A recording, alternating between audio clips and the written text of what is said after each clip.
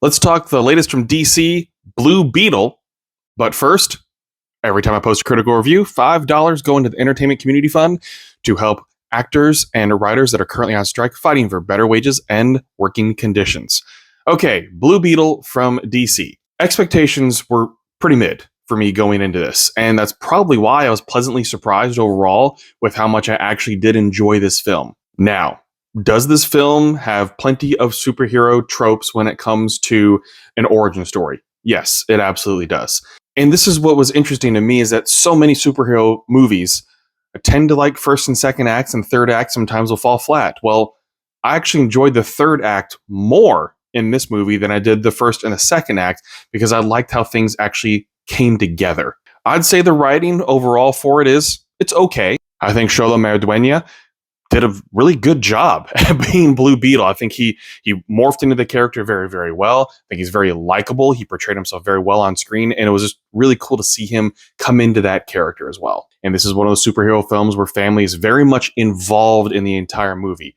And I kind of liked it with family to be a primary focus of this, especially having some of those supporting characters of his family play a little bit larger role than you typically see in superhero films where the focus is just on the superhero. Here, the family plays a much bigger and important role. One of the things that surprised me is I felt like the weakest part of this movie was Susan Sarandon as the villain. And the villain role in this movie was really bad overall. So is this movie important?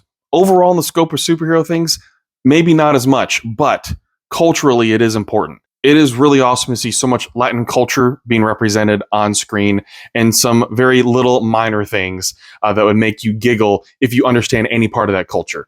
I'm half Filipino, so they're like my cousins. So there's a little bit where they use Vicks, Vapor Rub.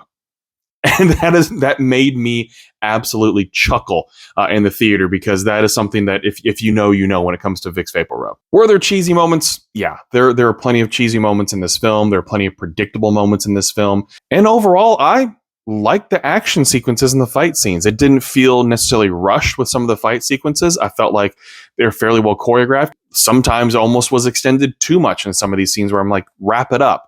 But overall, I enjoyed the fight sequences, which I think is what made me like the third act more than I thought I would have in this film. So while you're probably superheroed out and there's a little bit of fatigue going on, I felt like overall this is actually fairly charming.